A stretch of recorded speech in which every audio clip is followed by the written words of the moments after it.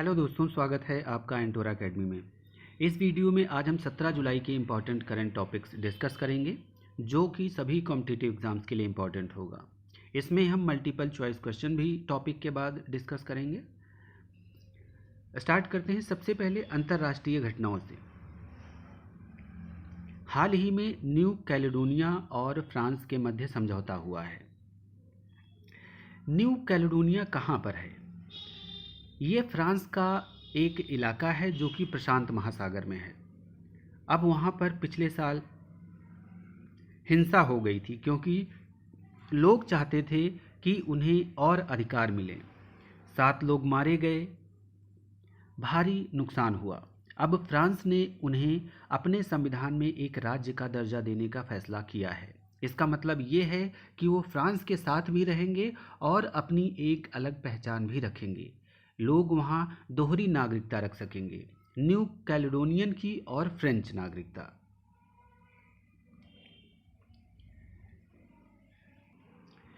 अब हमें new Caledonia और फ्रांस के बारे में जानना है क्योंकि ये देश न्यूज़ में है। सबसे पहले जानते हैं न्यू कैलेडोनिया के बारे में। न्यू कैलेडोनिया फ्रांस का एक विदेशी क्षेत्र है जो कि दक्षिण पश्चिम प्रशांत महासागर में ऑस्ट्रेलिया से लगभग 1500 किलोमीटर पूर्व में स्थित है। यह एक द्वीप समूह है। यहाँ पर दुनिया में निकिल के प्रमुख स्रोत पाए जाते हैं। इसके इतिहास की बात करें तो 1774 में ब्रिटिश खोजकर्ता कैप्टन जेम्स कुक ने इस द्वीप समूह की खोज की थी और इसका नाम न्यू कैलेडोनिया रखा था। और 1853 में फ्रांस ने इस पर कब्जा कर लिया और इसे एक कॉलोनी के रूप में इस्तेमाल किया। इसी दौरान यहाँ पर निकल के भंडार पाए गए जिससे कि खनन इंडस्ट्री डेवलप हुई। 1946 में यह आधिकारिक तौर पर एक फ्रांसीसी विदेशी क्षेत्र बन गया। न्यू कैलेडोनिया संयुक्त राष्ट्र के उन 17 गैर स्वशासित क्षेत्रों में से एक है जहां पर अभी तक डीकोलोनाइजेशन की प्रक्रिया पूरी नहीं हुई है। यहाँ की संस्कृति में फ्रांसीसी प्रभाव स्पष्ट रूप से देखा जा सकता है और फ्रांसीसी यहाँ की आधिकारिक भाषा है। वर्तमान स्थिति यह है कि न्यू कैलेडोनिया का भविष्य अनिश्चित बना हुआ है। वर्षों की अशांति और 2018 से 2021 के बीच आयोजित 3 जनमत संग्रहों के बाद भी स्वतंत्रता को अस्वीकार कर दिया गया। हाल ही में चुनावी सुधारों को लेकर स्थानीय समूहों द्वारा हिंसक विरोध प्रदर्शन हुए जिससे क्षेत्र में अस्थिरता बढ़ गई है। अब हम जानते हैं फ्रांस के बारे में। उससे पहले एक MCQ सॉल्व कर लेते हैं इससे रिलेटेड। न्यू कैलेडोनिया फ्रांस समझौते का क्या प्रावधान है? पूर्ण स्वतंत्रता, फ्रांस से अलग राष्ट्र होना, फ्रांस के भीतर राज्य होना या फ्रांस की उपनिवेशी स्थिति में रहना? इसका आंसर है फ्रांस के भीतर राज्य का दर्जा। फ्रांस के भीतर स्वायत्तता बढ़ाते हुए न्यू कैलेडोनिया को राज्य का दर्जा दिया गया। फ्रांस पश्चिमी यूरोपीय देश है। यह यूरोपीय संघ, संयुक्त राष्ट्र सुरक्षा परिषद, G7, नाटो और OECD जैसे संगठनों का सक्रिय सदस्य है। इसकी राजधानी पेरिस है। राष्ट्रपति इमैनुअल मैक्रों हैं, प्रधानमंत्री फ्रांसवा बैरू हैं और वर्तमान संविधान 4 अक्टूबर 1958 को लागू हुआ था। फ्रांस का 4 अक्टूबर 1958 को। यह एक पश्चिमी यूरोपीय देश है। इसकी सीमाएं किन किन देशों से लगती हैं? इसकी सीमाएं बेल्जियम, जर्मनी, इटली, स्पेन और स्विट्ज़रलैंड आदि देशों से लगती हैं। यहाँ पर प्रमुख नदियाँ कौन कौन सी हैं? सेन और लवार। प्रमुख पर्वत आल्प्स और पिरेनीज पर्वत हैं। समुद्र तट अटलांटिक महासागर और भूमध्य सागर से इसकी तटीय सीमा लगती है। मुद्रा इसके यूरो है। सांस्कृतिक और ऐतिहासिक तथ्य के बारे में जान लेते हैं। यहाँ के प्रमुख या प्रसिद्ध स्थलों में एफिल टावर है और विश्व धरोहर स्थलों की सूची में यह चौथे स्थान पर है। यूरोप में चौथे स्थान पर है। फ्रांसीसी क्रांति 1789 में हुई जिसने आधुनिक लोकतंत्र की नींव रखी थी। फ्रांस में ही हुई थी। और नेपोलियन बोनापार्ट फ्रांसीसी साम्राज्य के संस्थापक माने जाते हैं। यह संयुक्त राष्ट्र सुरक्षा परिषद का स्थायी सदस्य है। इसके अलावा European union, NATO, G7, G20 और OECD का सदस्य है और यह एक परमाणु शक्ति संपन्न देश भी है। अगला टॉपिक रिलेटेड है पर्यावरण और प्रदूषण से। हाल ही में centre for research on energy and clean air ने एक रिपोर्ट जारी की है जिसमें भारत में वायु प्रदूषण की स्थिति पर विस्तृत विश्लेषण दिया गया है। क्रिया यानी centre for research on energy and clean air ने 2025 की पहली छमाही यानी 6 महीने के लिए भारत की वायु गुणवत्ता आंकड़ों पर आधारित एक विस्तृत रिपोर्ट जारी की है जिसमें कई चौंकाने वाले तथ्य सामने आए हैं। कौन कौन से तथ्य हैं जानते हैं। सबसे प्रदूषित शहर कौन सा बना है? बर्नीहाट, असम मेघालय सीमा पर है। यह भारत का सबसे प्रदूषित शहर घोषित किया गया है। इससे पहले दिल्ली था। यह भारत के राष्ट्रीय मानक 40 से 3 गुना और WHO ने भी मानक बनाया है 5 से 26 गुना अधिक है।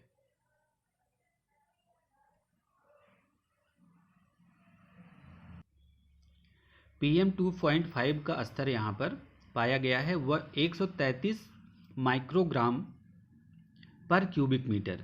यह भारत का राष्ट्रीय मानक जो कि 40 माइक्रोग्राम पर क्यूबिक मीटर से 3 गुना और WHO ने जो मानक बनाया है 5 माइक्रोग्राम प्रति क्यूबिक मीटर से 26 गुना अधिक है। इसीलिए बर्नीहाट जो कि असम मेघालय सीमा पर है, यह भारत का सबसे प्रदूषित शहर घोषित किया गया है। टॉप 10 में कौन कौन से शहर भारत के शामिल हैं PM 2.5 के आधार पर? पहला है बर्नीहाट असम मेघालय की सीमा पर, दूसरा है दिल्ली, तीसरा है हाजीपुर बिहार में, चौथा नंबर पर है गाजियाबाद उत्तर प्रदेश में, 5वें प्लेस पर गुरुग्राम हरियाणा में, पटना 6th प्लेस पर है बिहार में, सासाराम बिहार का 7th प्लेस पर, 8th प्लेस पर है तलचर उड़ीसा का, 9th प्लेस पर है राउरकेला उड़ीसा का। सबसे प्रदूषित शहर के बाद इसी में लिस्ट दी गई है सबसे स्वच्छ शहर कौन सा है। सबसे स्वच्छ शहरों में पहले स्थान पर है आइजोल। मिजोरम की राजधानी आइजोल सबसे बेहतर वायु गुणवत्ता वाला शहर घोषित किया गया है। 293 शहरों में से 122 शहरों की वायु गुणवत्ता भारत के वार्षिक मानकों से अधिक पाई गई है और 239 शहरों ने WHO के मानकों को पार कर दिया है, यानी कोई भी शहर स्वच्छ शहर की श्रेणी में नहीं आता है। प्रदूषण के स्रोत क्या बताए गए हैं इस रिपोर्ट में? रिपोर्ट में कहा गया है कि केवल वाहनों पर प्रतिबंध पर्याप्त नहीं है। उद्योग, निर्माण कार्य, कचरा जलाना और धूल जैसे स्रोतों पर भी ध्यान देना आवश्यक है। अब हम इस पर आधारित मल्टीपल चॉइस क्वेश्चन देखते हैं। क्रिया की 2025 की रिपोर्ट के अनुसार सबसे प्रदूषित शहर कौन सा है? दिल्ली, गाजियाबाद, बर्नीहाट या फिर कानपुर? इसका आंसर है बर्नीहाट। बर्नीहाट ने दिल्ली को पीछे छोड़ सबसे प्रदूषित शहर का स्थान लिया। इससे पहले दिल्ली था। अब हम जानते हैं PM यानी पार्टिकुलेट मैटर क्या होते हैं। वायुमंडल में मौजूद छोटे ठोस और तरल कण होते हैं जो कि वायु प्रदूषण का प्रमुख कारण बनते हैं। ये कण इतने छोटे होते हैं कि इन्हें नॉर्मल आंखों से देखना मुश्किल होता है, लेकिन ये हमारे स्वास्थ्य पर गहरा असर डालते हैं। ये पार्टिकुलेट मैटर कितने प्रकार के होते हैं? PM10 एक होता है, PM 2.5, PM1, और इनके साइज के हिसाब से PM10 10 माइक्रोमीटर तक होते हैं, PM 2.5 माइक्रोमीटर तक होते हैं और PM1 1 माइक्रोमीटर से कम होते हैं। PM10 का स्रोत क्या है? धूल, निर्माण कार्य और पराग। और PM 2.5 कहाँ से जनरेट होता है? वाहनों के धुओं से, औद्योगिक उत्सर्जन से और जलती पराली से। PM1 कहाँ से उत्सर्जित होता है? धुआं, वायरस और बैक्टीरिया से। PM10 से कौन कौन सी समस्याएं होती हैं? सांस की समस्या हो जाती है, आंखों में जलन होती है। PM 2.5 से फेफड़ों में गहराई तक यह प्रवेश कर जाता है जिससे अस्थमा होता है, जिससे अस्थमा होने की संभावना रहती है और दिल की बीमारी भी इससे हो सकती है। PM1 जो कि 1 माइक्रोमीटर से कम होता है इसका साइज, यह रक्त प्रवाह में प्रवेश करके दीर्घकालिक रोग पैदा कर सकता है। PM10 10 माइक्रोमीटर तक होते हैं, PM2.5 2.5 मीटर तक होते हैं, माइक्रोमीटर तक होते हैं, और PM1 1 माइक्रोमीटर से कम साइज के होते हैं। PM10 का स्रोत क्या है? धूल, निर्माण कार्य और पराग।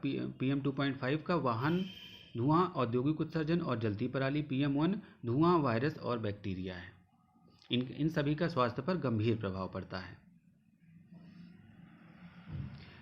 पार्टिकुलेट मैटर बनते कैसे हैं? इसका प्राथमिक स्रोत क्या है? सीधे वातावरण में छोड़े गए कण जैसे वाहन और फैक्ट्री तथा धूल। द्वितीयक यानी सेकेंडरी सोर्स क्या है? गैसों की रासायनिक प्रतिक्रिया से बने कण जैसे SO2 और NOx। इसका स्वास्थ्य पर प्रभाव क्या पड़ता है? फेफड़ों की कार्य क्षमता में कमी आती है, अस्थमा, ब्रोंकाइटिस और हार्ट डिजीज हो सकती हैं इससे। बच्चों और बुजुर्गों पर सबसे अधिक असर पड़ता है और लंबे समय तक संपर्क से मृत्यु दर में वृद्धि हो सकती है। PM लेवल और AQI के बीच संबंध देख लेते हैं। कितने पार्टिकुलेट मैटर का कितनी मात्रा से एयर क्वालिटी इंडेक्स को कैसा माना जाता है कि कोई खतरे लायक या स्तर है या नहीं, इसके बारे में जानते हैं। अगर PM2.5 0 से 50 माइक्रोग्राम प्रति क्यूबिक मीटर तक होता है तो एयर क्वालिटी अच्छी मानी जाती है, इससे कोई खतरा नहीं होता।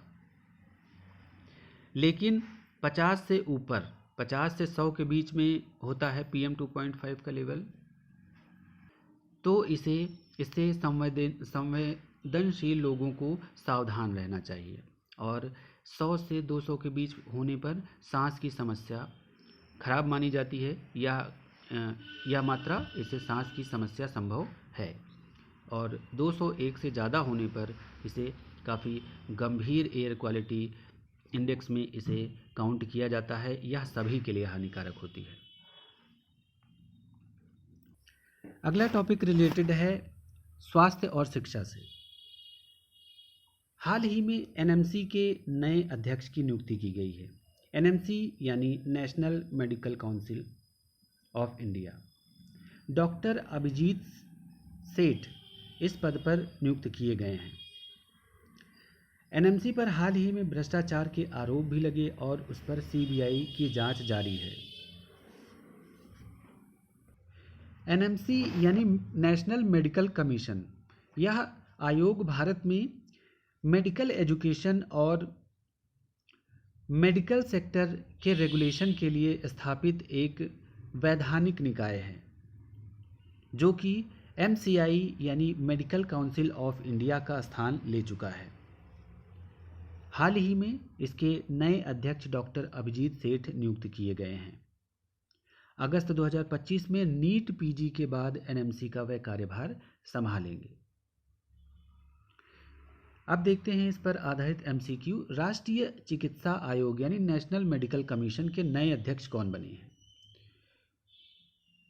Doctor BN Gangadhar, doctor DP Singh, doctor Abhijeet Seth या फिर डॉक्टर RN ठाकुर? इसका आंसर है C, डॉक्टर अभिजीत सेठ।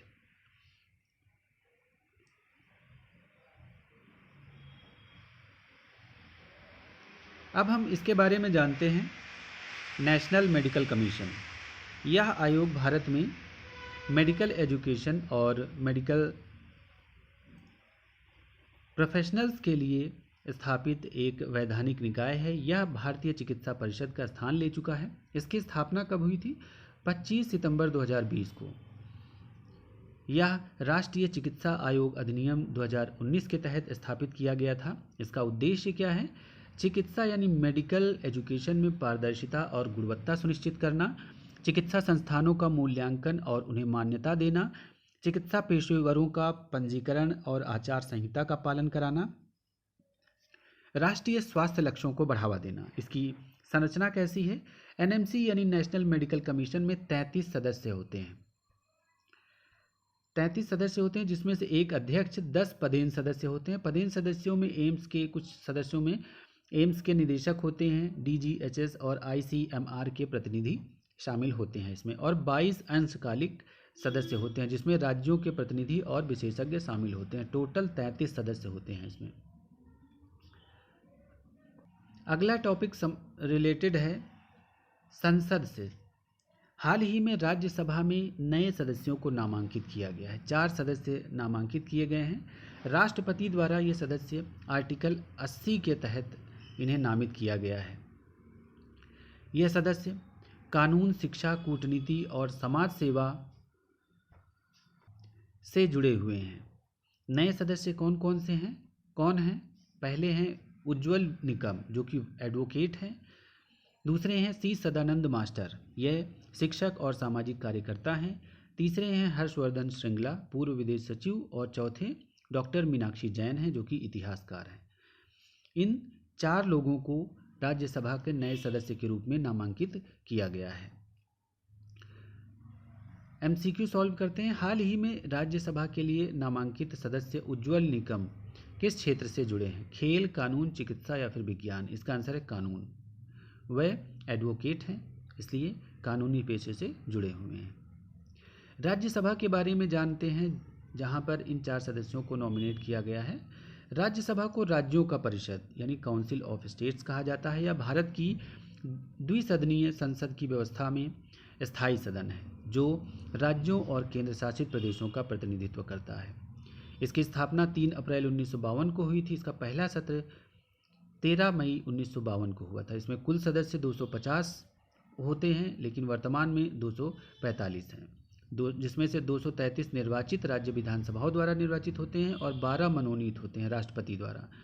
कला, साहित्य, विज्ञान और समाज सेवा में विशिष्ट योगदान के लिए इन्हें मनोनीत किया जाता है। इनका कार्यकाल 6 वर्ष का होता है और हर 2 वर्ष में 1/3 सदस्य सेवानिवृत्त हो जाते हैं।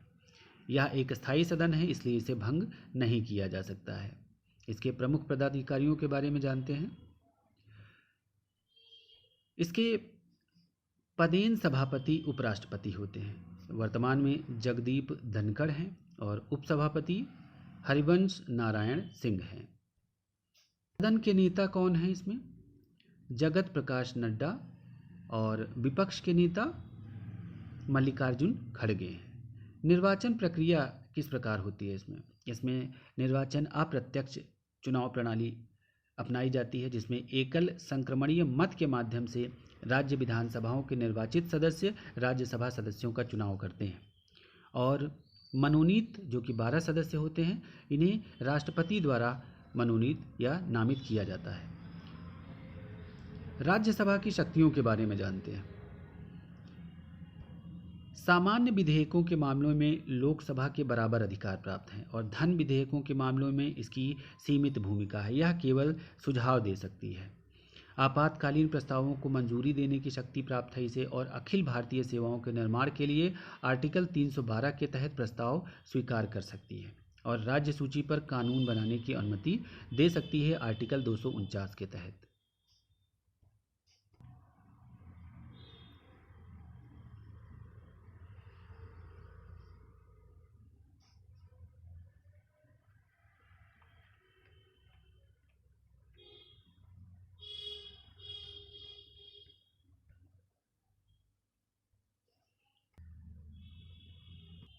रिवीजन के तौर पर देखते हैं हम फिर से सभी टॉपिक्स को। न्यू कैलेडोनिया और फ्रांस के मध्य समझौता हुआ था। न्यू कैलेडोनिया को फ्रांस के भीतर राज्य का दर्जा दिया जाएगा। फ्रांस जो कि पश्चिमी यूरोपीय देश है, यह यूरोपीय संघ, संयुक्त राष्ट्र सुरक्षा परिषद, G7, नाटो और OECD जैसे संगठनों का सक्रिय सदस्य है। इसके अलावा इसकी राजधानी पेरिस, राष्ट्रपति इमैनुअल मैक्रो हैं। इसकी सीमाएं बेल्जियम, जर्मनी, इटली, स्पेन और स्विट्जरलैंड आदि देशों से मिलती हैं। यहाँ की प्रमुख नदियाँ सेन और लवार है। प्राकृतिक स्थलों में आल्प्स पर्वत और पिरेनीज पर्वत शामिल हैं। किन किन समुद्र तटों से इसकी सीमाएं लगती हैं? अटलांटिक महासागर और भूमध्य सागर से। मुद्रा इसकी यूरो है। यहाँ पर एफिल टावर है। यूरोप में विश्व धरोहर स्थलों की सूची में यह 4थे स्थान पर है। फ्रांसीसी क्रांति हुई थी यहाँ पर 1789 में, जिसने आधुनिक लोकतंत्र की नींव रखी थी। नेपोलियन बोनापार्ट फ्रांसीसी साम्राज्य के संस्थापक माने जाते हैं। और पर्यावरण और प्रदूषण के तहत हमने क्रिया रिपोर्ट के बारे में डिस्कस किया था। क्रिया यानी centre for research on energy and clean air ने हाल ही में 2025 की पहली छमाही के लिए भारत की वायु गुणवत्ता आंकड़ों पर आधारित एक रिपोर्ट जारी की थी, जिसमें सबसे प्रदूषित शहर बार्नीहाट को बताया गया है। असम मेघालय सीमा पर है और भारत का यह सबसे प्रदूषित शहर घोषित किया गया है। यहाँ पर PM 2.5 का स्तर कितना है? 133 माइक्रोग्राम प्रति क्यूबिक मीटर है। यह भारत के राष्ट्रीय मानक जो कि 40 माइक्रोग्राम प्रति क्यूबिक मीटर से 3 गुना और WHO के मानक जो कि 5 माइक्रोग्राम प्रति क्यूबिक मीटर से 26 गुना अधिक है। सबसे प्रदूषित शहरों में बार्नीहाट पहले स्थान पर, दिल्ली दूसरे स्थान पर, हाजीपुर तीसरे, गाजियाबाद चौथे, गुरुग्राम पाँचवें, पटना 6th, सासाराम बिहार का 7th, तलचर 8th, राउरकेला 9वें स्थान पर है। सबसे स्वच्छ शहर कौन सा है? आइजोल। मिजोरम का आइजोल सबसे बेहतर वायु गुणवत्ता वाला शहर घोषित किया गया है। रिपोर्ट में कहा गया है कि केवल वाहनों पर प्रतिबंध लगाया जाना पर्याप्त नहीं है। उद्योगों, निर्माण कार्य, कचरा जलाना और धूल जैसे स्रोतों पर भी ध्यान देना आवश्यक है। इस पर आधारित MCQ हमने सॉल्व किया था कि इसके अनुसार सबसे प्रदूषित शहर कौन सा है? बार्नीहाट, जिसने दिल्ली को पीछे छोड़ दिया है। इसके अलावा हमने जाना पार्टिकुलेट मैटर क्या होते हैं। ये वायुमंडल में मौजूद ठोस और तरल कण होते हैं जो कि वायु प्रदूषण का प्रमुख कारण बनते हैं। ये इतने छोटे होते हैं कि इन्हें नॉर्मल आंखों से देखना मुश्किल है। PM 3 प्रकार के होते हैं, पार्टिकुलेट मैटर 3 प्रकार के होते हैं, PM10, PM 2.5 और PM1। PM10 10 माइक्रोमीटर तक के होते हैं। इनका स्रोत क्या है? धूल, निर्माण कार्य और पराग।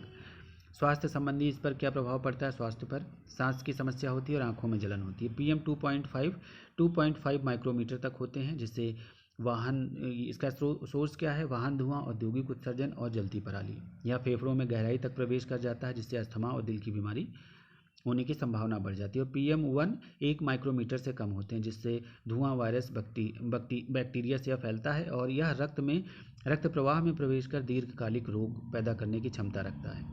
कैसे बनते हैं पार्टिकुलेट मैटर? इसका 2 सोर्स हैं, प्राथमिक और यानी प्राइमरी और सेकेंडरी। प्राइमरी सोर्स में सीधे वातावरण में जो महीन कण छोड़े जाते हैं वाहन और फैक्ट्री तथा धूल के कण जो आते हैं उनसे। और दूसरा सोर्स है गैसों की रासायनिक प्रतिक्रिया से, जिसमें SO2 और नाइट्रोजन के ऑक्साइड्स शामिल हैं। इनका स्वास्थ्य पर प्रभाव हमने देखा ही, फेफड़ों की कार्य क्षमता में कमी आती है, अस्थमा, ब्रोंकाइटिस, हार्ट डिसीज होती हैं, बच्चों और बुजुर्गों पर अधिक असर पड़ता है इनका, तथा लंबे समय तक संपर्क से मृत्यु में दर में भी वृद्धि हो जाती है।